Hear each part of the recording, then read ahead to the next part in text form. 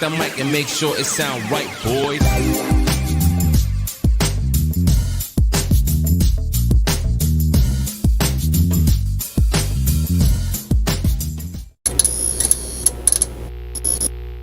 Welcome to an all-new Build Out live stream.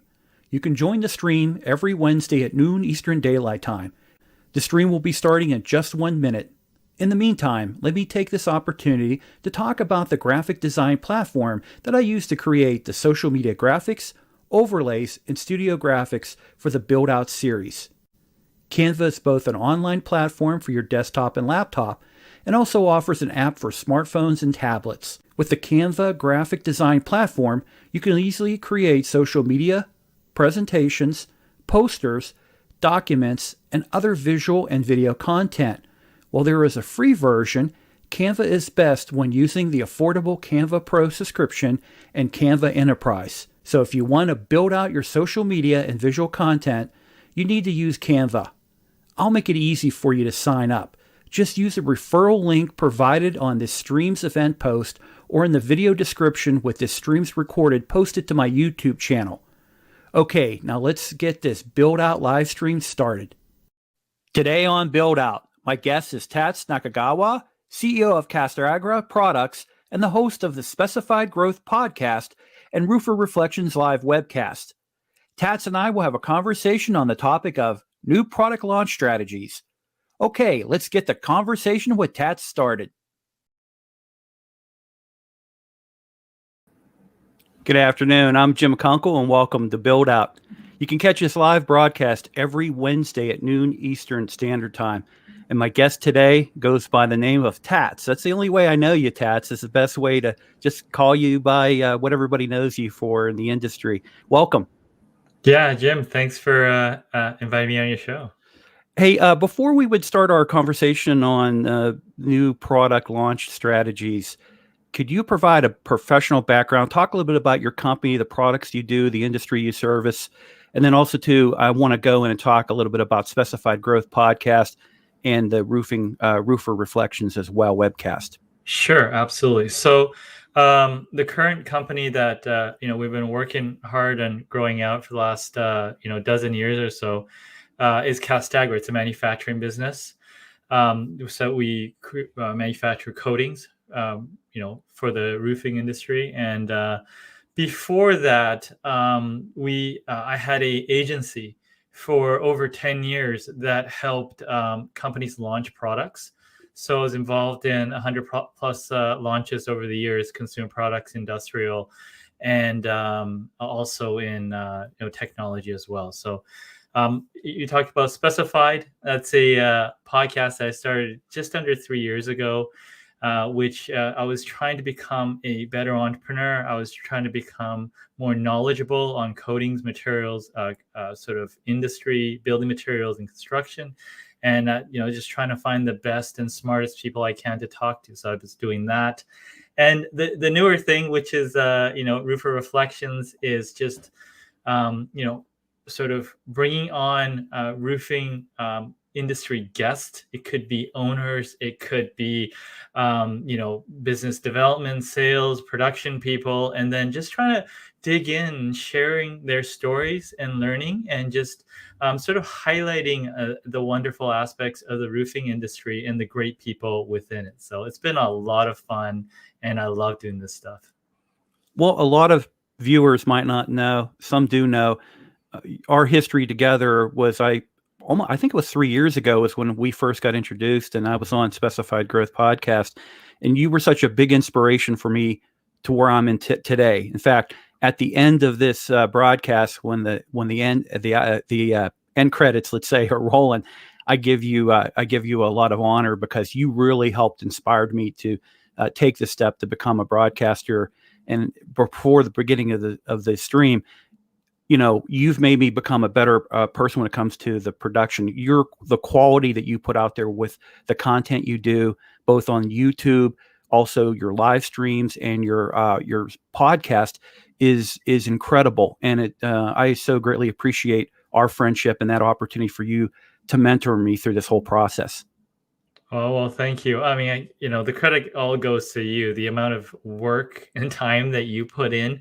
If you don't know, I mean, you're the hardest working person I know on doing this content stuff, and all the credit goes to you. And in terms of our production or the production that we put out, it's a team effort with any of this stuff, and I think we'll talk about this today as well with product launches. It's not just one person that sort of orchestrates this thing. Even if it's Steve Jobs, while he was doing it, there's just a team of people behind working so hard, and it's the combined intelligence and teamwork that make this all possible. Well, the amazing thing and with your company, you've launched some very successful, very strong products that do a lot of amazing work. And I encourage everyone to check out your company page, website page, also too on LinkedIn and everything like that. There are a lot of great videos, a lot of great technical information regarding your products, but we can talk a little bit about those. But in launching those products, there's such an amount of research that has to go in, development, and all the planning phases when it comes to pulling together a launch strategy. It's not just create a product and then go ahead and push it out there. Let's focus a little bit about on the aspects of, how do you come up with a strategy? How do you originally come up with a product, let's say? What inspires it? Sure. I mean, I've had my mentor and business partner Peter Rosen. I mean, that's just the best education in that. He invented the Windows Media Player. He sold it to Bill Gates. He also worked on some early 3D printing technology, and he invented a technology that was later cited in the MRI patent. So, I mean, here's someone that 20 plus years ago, I went to work for free just because I really wanted to understand and learn that process. And a few things I really learned through that process. Launches are great, which typically most people relate it to the marketing or promoting side of things. But ultimately, it starts with that insight, that great product that's well designed and well thought of. And I think it's a combination of a few things. And what I've learned over the years is, first of all, I don't think this is talked about a lot, is you really do need to care about who you are serving. Like if you're trying to develop a product and you're thinking about the money you're going to make or how you're going to get people to do certain things and stuff like that, it doesn't really go very far. I think when I started to do a lot of product launches, I mean, in the beginning, I was very much obsessed in the mechanics because it was so cool. Because you design a program, you'd get it out there, you'd comment on the product development side, and all of a sudden it was on the shelves, or it was available online, or there's media around it, and it seemed really cool. But after a while, after that sort of excitement wore off, I started to think about, what are we putting into the world, right? Does the world need another one of these things? And does it really provide the value for the interim customer? So really caring about that. I know Peter, when he first developed our Ecuador product, which is, amazing product, he built a lot of sustainability features into it. And this is before it was trendy, right? Mm-hmm. I think, being able to sort of come up with something and not have the social proof around it, like that it's there's articles written on it or anything, and just being able to sort of have the courage to take that step forward and say, hey, this is something that's important even before everyone thinks it's important, and then putting that out there, that's innovation. So interestingly, Jim, have you watched the movie Men in Black? Many times. I need that the whatever they call that thing that wipes your memory. Yeah. So I mean, there's a scene in Men in Black where Will Smith is going in to get recruited, and he Hmm. shows up, and there's he's the police officer, and there's all these graduates of these prestigious West Point and whatever.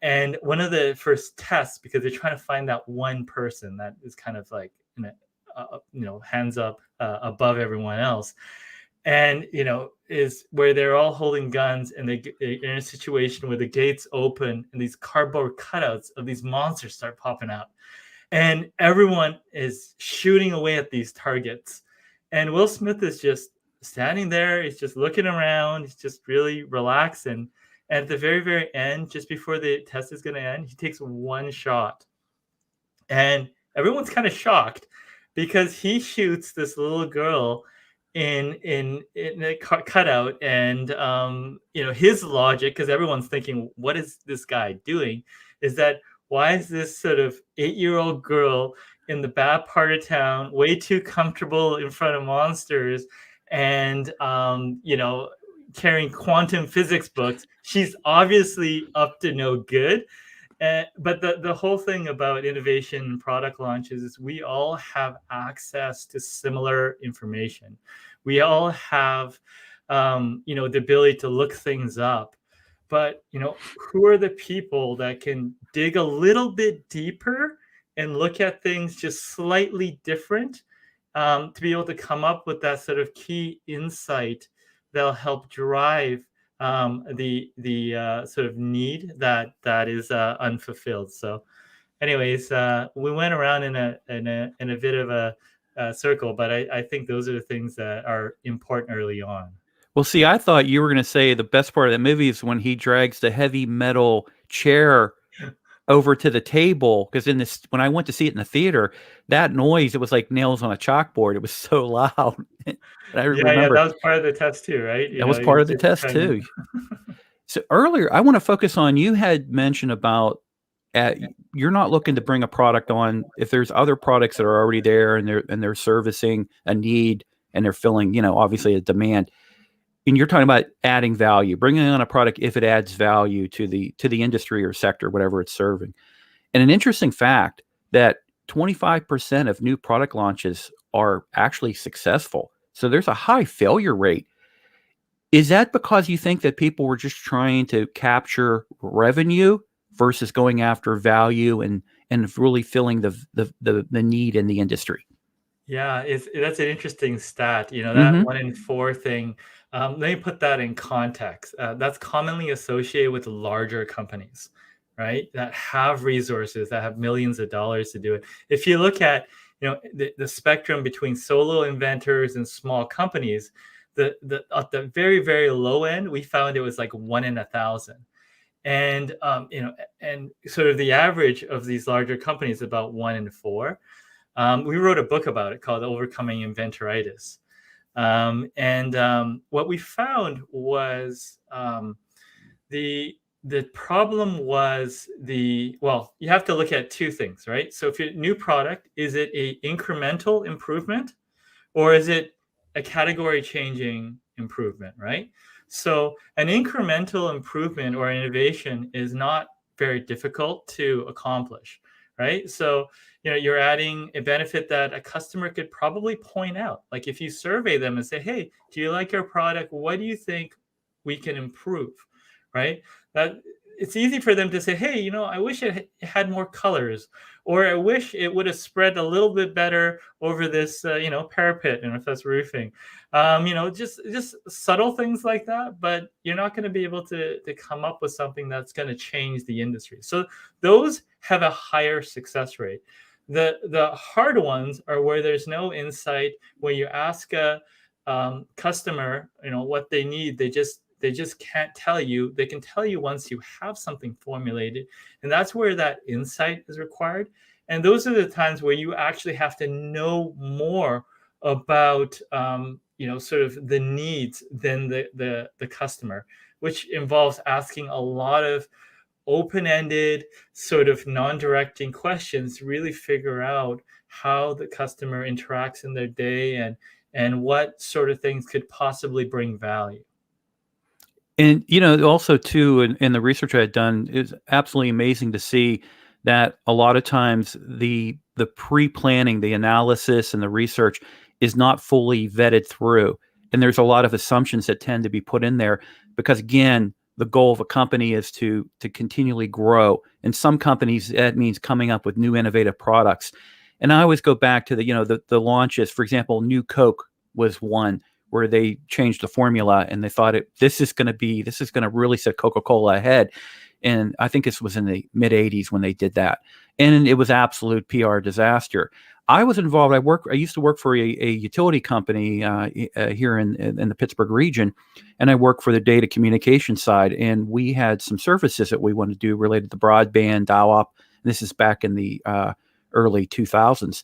And we had done the market research. We had, groups we brought in, customer groups that we brought in, did all the type of benchmarking we could, decided to do a soft launch. A soft launch was done in a limited area and it did not work.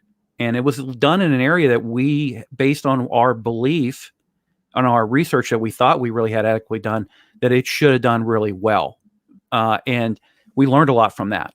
But it delayed that that service launch for a little bit extra time. But those are sometimes things that can be done to, minimize or to get something to become successful. But that costs money, that takes time. It also can really impact your revenue and your reputation. When you're looking at research, where typically should you be researching, when it comes to the industry and the market or the customer base? Sure, absolutely. I mean, there's many different ways of looking at it, but I think what your question before was, why is it not better than 1 in 4, or the best, or like 50-50? It's because the ones that are better at what they do do a lot of, let's say upfront marketing, like you said, the research or the insight development. And I think the ones that fail typically do technical development before they do that research. So as much as you can do, on the front end in terms of, like you said, the insight or simulating it, right? Like certain products, if you look at it, sometimes it's just easier because the costs are low enough to be able to prototype some products and get them out there, or even try to trial sell them. If you're lucky and you're in an industry where you can develop things cost effectively, I mean, that's the best thing, right? Coding is an area where you could do some of that stuff depending on you don't need to buy a whole bunch of things to get going. But if you're trying to figure out test the next brand new nuclear reactor, I mean, it's a little different to simulate those sort of things. But I think whenever possible, if you can inexpensively test as close as you can to the real thing, and also looking at sort of understanding that people can tell you they're going to buy something, but then actually having it and them actually asking for the order, there's a different set of criteria, right? So I think just differentiating between those two and trying to get as close as you can to the real deal is really important. Another thing that's really hard sometimes is really trying to understand who is involved or influence the decision-making process. And I'll give you an example of a product launch that that we were doing for a client. It was a mountain bike components company, and I was helping with the launch. And we got all this press out there. It was all in the global publications and stuff like that, and we're getting emails on it. But it ultimately failed. It's because it was a product that was converting a mountain bike from a caliper base to a disc brake, and it would save the end customer money. Like it would, it was like $300 to convert versus buying a $2,000 or $3,000 bike. And the problem was, I mean, we got the word out there very inexpensively, that's great. But when the customers came to the bike shop did not want to sell them a $300 piece of thing. And they would say, they're a business and, they believe what they believe, but there was so much resistance because they wanted to sell them a brand new bike. They'll say, that's going to void the warranty. That's going to be dangerous. whatever, because ultimately they need to move bikes to be in business. So when you have a business that is not in alignment with what you're doing, maybe at the end customer level or one level, someone is happy, but just to map out all the possible decision makers in that process or influencers in that process to make sure that there's no misalignment somewhere that's Mhm. going to get in your way. So that's important as well. That is definitely a great and important aspect of this. So you go through, you've done all your research, and you've gone through, you've done internal testing, external testing. You set goals and objectives. You position the product itself, and now we come to the part about building excitement, and that's where you're talking about just now. What are some of the things? Let's say, for example, with on the roof coating side, because you're gonna sometimes you're gonna work directly with a contractor. You're gonna work through sometimes distributors. How do you build excitement on, let's say, a roof coating product? I think, just to look at different types of rollout, because I know big companies, you know, a lot of times they'll do very flashy rollouts, and there's a lot of pressure to do that. I think for smaller companies, a soft, like you mentioned, a soft launch is very Hmm. beneficial because you get to learn a lot about what's working, what's not, what are the hot buttons. I mean, there's always the theory of what you want to do, but ultimately it's the customers and some of the hidden insights you get from rolling it out slowly. So you try to pick people that are sort of early adopters or possible early adopters of product. And I know a lot of companies, they have these programs where they have hand selected internal influencers. It could be within the company, it could be outside. There's a little, if it's a physical product, they'll mail them out, or if it's like a technology product, they'll provide access to them and provide early feedback. So I think those are the early things that first of all builds excitement because people are in the know. They're also known in their communities to be in the know, so if they approve, that's naturally going to sort of trigger interest and as well. Now on top of that, also it's important to really realize what your strengths of your organization are in terms of rolling out. I mean, it's easy to say, you know what, this would be perfect to do an event launch, or this would be great on social, or this, we're going to funnel this out through ads. But I think sometimes we get too obsessed over the fancy tactics that are trendy at the time, and you really have to look at, as a company, what is your core competency and what is your strength in rolling something out. Um, you know, because you never know what opportunities you can get. Because I think with our coding rollout, I don't know if you know this, but we rolled it out on the reality game show Dragon's Den. Did you know about that? No, I did not know that. That's good to know. Yeah. So, when we were launching our company, Dragon's Den, with at the time Kevin O'Leary, Robert Herjavec from the Shark Tank, um, they were piggybacking on the reality game show, and they were hosting a competition to find the best sustainable innovation in Canada. And we submitted our application, and we were trying to figure out, well, how do we make coding's interesting, right? Like, Jim, you're in the coding industry, and we think it's interesting, Yeah, but how do watching you paint make dry. yeah, exactly. How do you make coding's cure or paint dry interesting? And we're racking our brain over it. And ultimately we came up with an idea. It was, why don't we make it a cooking show where Peter, right, our genius inventor, would come up with a Teflon pan, mix the coating in a thing, and then as it cured, under a few minutes, right in front of them, show them that it's sticking to the Teflon pan, and that would be the performance. So, we won out of 4,000 companies. We won.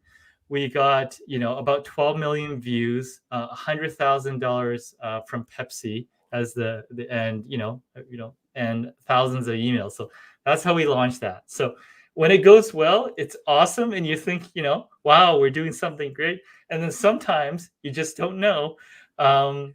It doesn't. And part of it is sort of that humility and that sense of humor, that you take your best shot, but you're not always going to make it stick. And the fact that you have that sort of ability to move past that and keep going. Some people say short memory is really important, Yeah. but but I think just being able to sort of keep going at it without sort of losing enthusiasm is important as well.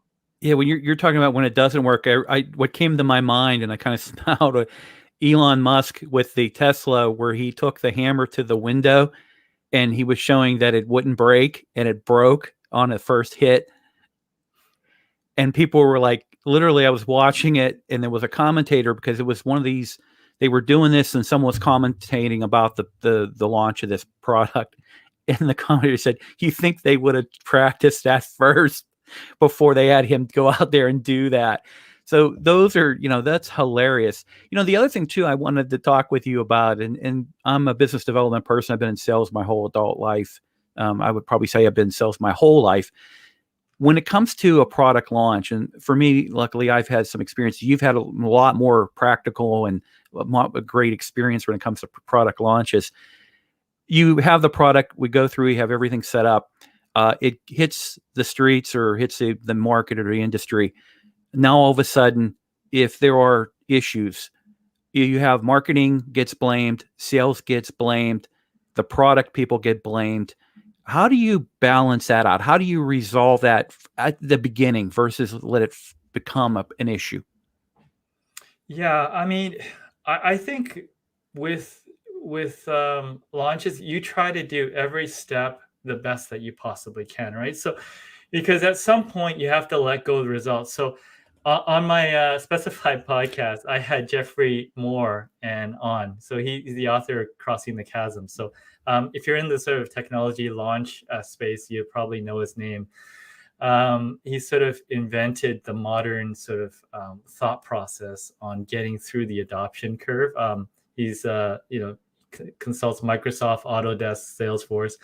And I asked him, because I've always, when I was doing a lot of these launches through the agency, I would always get to these point where we're trying different things where, 2, 3, or 5 things look feasible, like in terms of market focus or whatever.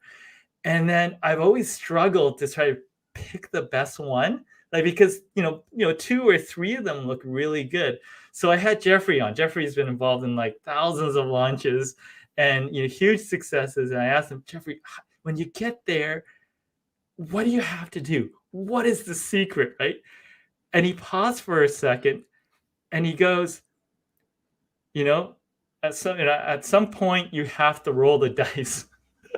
So here's someone that absolutely is exposed to the most cutting edge leading product launch and marketing stuff, saying at some point it's a gamble, learn to accept it, prepare well enough, and don't blame people.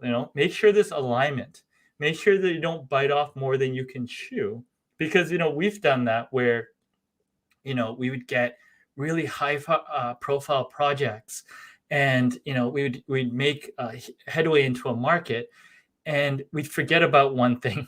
The one thing is that it doesn't matter how good your launch is, once your competitors see you launch, can you stay in the box, right? Once they see your playbook, once they see your positioning, once they see your marketing playbook, are you good enough, or have you focused enough to be able to survive the second act? And I think that's some of the things that I missed earlier on in my career, and we were always so paranoid, is that when we make good ground, are we diligent enough to not lose interest and to do the day-to-day, call it grinding, of being there for the customer, caring, learning, growing.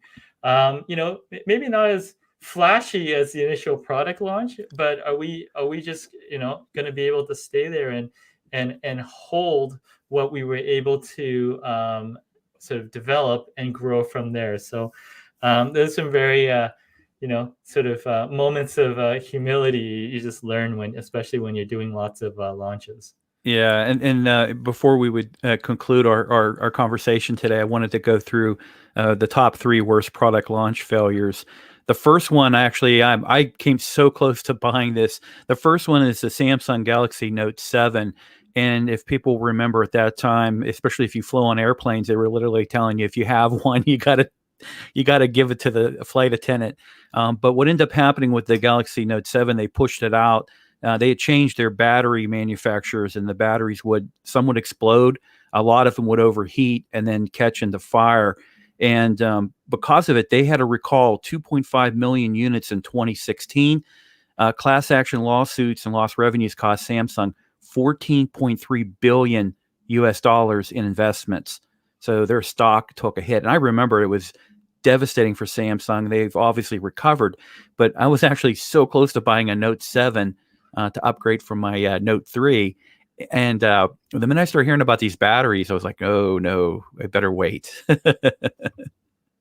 Yeah, I mean, I wonder sometimes. Sometimes I think failures, catastrophic failures, are great. I mean, sometimes they're great. I mean, and sometimes it's just a lesson in making sure you have good partners, and then that you don't rush steps just because you're just trying to be just that little bit faster. I know there's stats out there, first mover advantage, the second one comes in, they're a third less profitable. You've seen all these stats, but something is to be said about doing it right, especially if you're smaller as well, and in the bigger markets. But I think also another thing, entrepreneurship or product launching or innovation, I mean, it's a social exercise. I don't know if you heard that.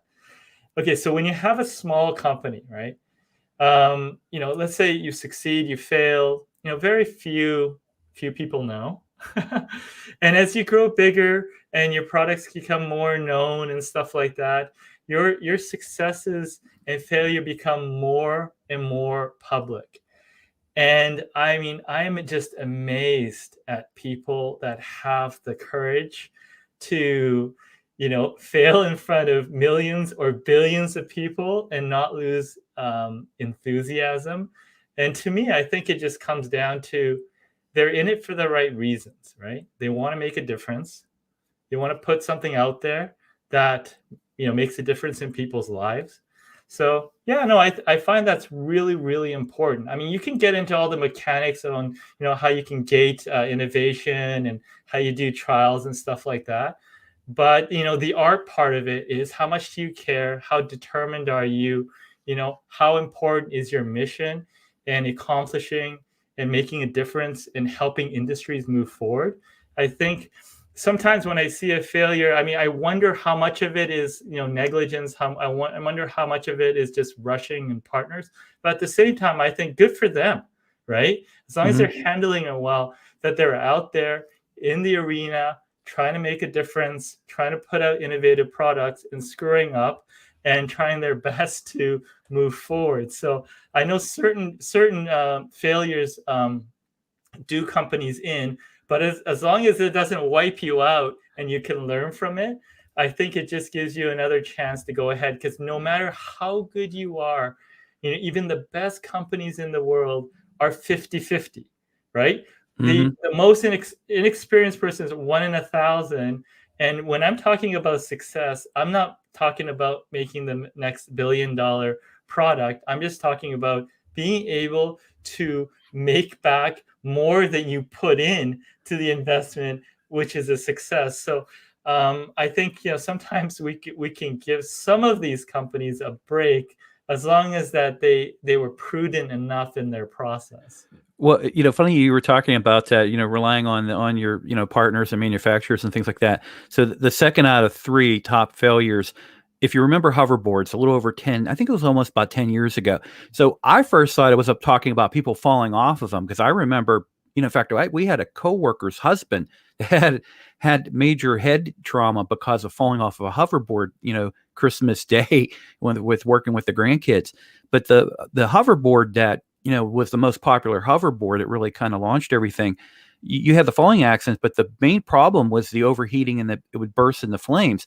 And it turned out that the manufacturer, rushing to get them through production, they forgot to install the safety elements to it that would cause it to not overcharge. And that was causing the batteries to burst and cause fires. So to your point, you're not only relying on the new product launch strategies that you're doing, your marketing, your sales effort, but if you're having a third party manufacture it for you, they could really cost you that new product as well.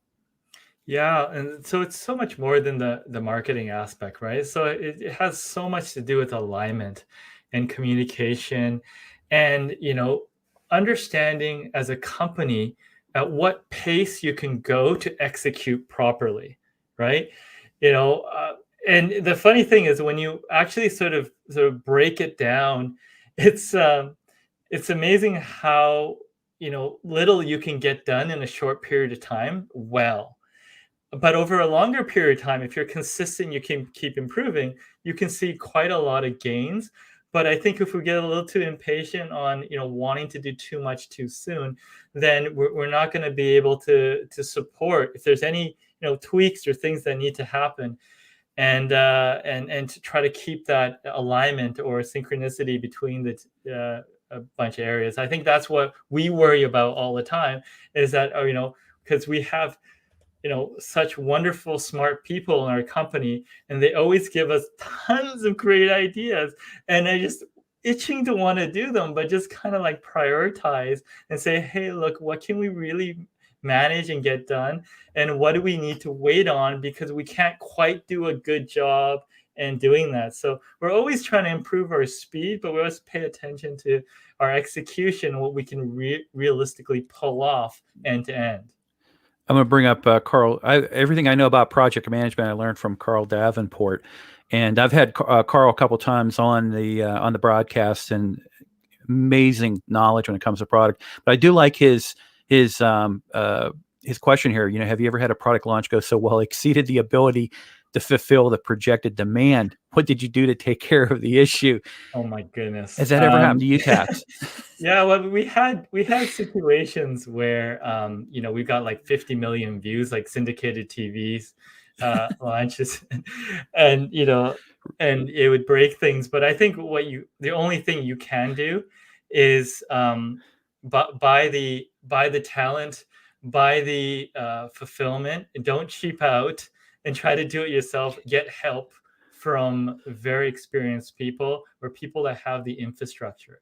Even if you're sacrificing short-term profitability, you really need to do that early, and you cannot hesitate because you're just going to get overwhelmed. So there definitely have been situations where something is just taken off, and you struggle to keep up. So just hire in the experts. I'm sure Carl's an expert. There's a lot of people they can call on fulfillment and supply chain, and get those things up running. Go with the pros, even if you're just absolutely sacrificing all your margin up front. Your reputation in the marketplace is really important.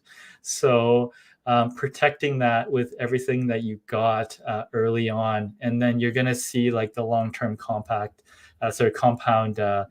results for it. So it's a little painful sometimes because you're trying to I want to keep this all to myself, but if you're not living up to your word in the marketplace, things will come out very quickly and you'll suffer. So It's good not good at question, all. Paul. Yeah, definitely great question.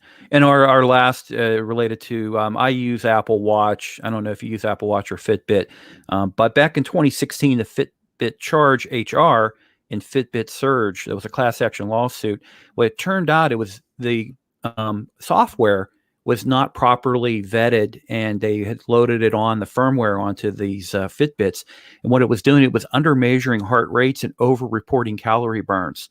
And they basically said these Fitbits at that time, they were virtually, worthless. And so there was a massive class action lawsuit. It did impact really the PR aspect of Fitbit because it was their first major stumble they had. But it was one of these ones too, where you're not checking in especially if you have an equipment or a product that requires a software or firmware. How do have you had any experience, related to issues as such in your past experience? Yeah. I mean, I think that just comes down to, your value proposition and caring about your clients, right? I mean, I know there's some gyms that get charged, they have those distorted mirrors, in the gyms. You show up at the gym, their gym. You feel like you're good and fit because their mirrors are good. But I think long term, people are just way too smart. I mean, you really, people know if you're, doing a good job or not. So if your core value proposition is measuring calories or steps, or that, you really have to make sure that you don't outsource that completely, because um, ultimately you're going to be held accountable, right? It's not just some peripheral thing where they get the packaging and the lettering wrong, although you don't want to do that either, but it's their core value proposition. So I think one of the things, outsourcing is important. I mean, outsourcing marketing, I hear people talking about that all the time, or outsourcing other parts. But as an organization, I think it's important to educate yourself, whether you hire a professional to educate yourself internally. So your ability to interface with partners is greatly improved by your understanding of their job and what is expected of them, what is a good partner look like. So I think when you're trying to outsource aspects or partner with people, it pays to really understand what their jobs are, their strengths are, and to be able to synchronize with them. And I think the responsibility is you learning their role, even not to become an expert, but just so you can talk with them the same language. And then also, if there's something that's very much core to your brand or your value proposition, that you have someone that's on it and responsible for it, because I mean that'll make and break your launch or your product, right? So Yeah. Tats, before we wrap up, I wanted to cover next week's live guest, Stephen Phillip. We're going to be talking about workplace culture and worker appreciation. So something really good to end as we're getting into now. We're actually December 1st today. So great topic to talk about, because a lot of emphasis now that people are returning back to the offices. Culture is such a critical element for companies to focus on, and to make sure that everything is well defined and in unison when it comes to building teams and collaboration, everything like that. Tats, how does the viewers, how do they get in touch with you? Social media, websites, and again, maybe talk about the podcast real quick, where they can find the podcast and the webcast. Sure. I mean, I'm pretty active on LinkedIn and Instagram. Always interested to connect with good people that just want to build relationships. So connect with me there if we haven't already. Specified podcast. Check it out. I mean, even if you're not in the industry, I try to stay away from industry jargon and try to make it sort of unique. So I'm curious in all aspects of entrepreneurship, and as and our organization develops, there's certain topics that I became interested in. So if you kind of have the similar mindset that as me on certain things, I've kind of lead with my curiosity. So check it out. It might be something that you're interested in. And then every Thursday we do the Roofers Reflection live stream, which is right here on LinkedIn. So feel free to tune in, or if you have any guest recommendations in the roofing industry that want to, share your story, then happy to bring them on. So thank you, Jim. Yeah, I highly recommend. I learned so much over the years listening to the podcast, and also I really enjoy the Roofer Reflections, because they're talking about their businesses, they're talking about how they go to market, and I know it's focused on roofing, but I learn a lot more about the small and medium-sized business, and then also to some of the other players and providers that are out there. So I really appreciate you doing that. It's a good way to give back to the the industry and the sector you work in. And for everyone else, please like this episode, share it with others, and reach out to me on LinkedIn, or you can check out my different social sites and things like that. Tats, thank you so much. Yeah, no, thank you, Jim, for doing this. Every time I see you doing stuff, the quality just gets better and better, and I just love following along while you sort of grow this all out. We got a great interview. I think you know Michelle. But no, thank you so much. I really do appreciate it. It's an honor to have you on. And like I say, I've been I'm a fan of yours for some time now, and I really appreciate the opportunity to interview you, but also work with you too. Yeah, thanks, Jim. All right, have a great day. Wonderful.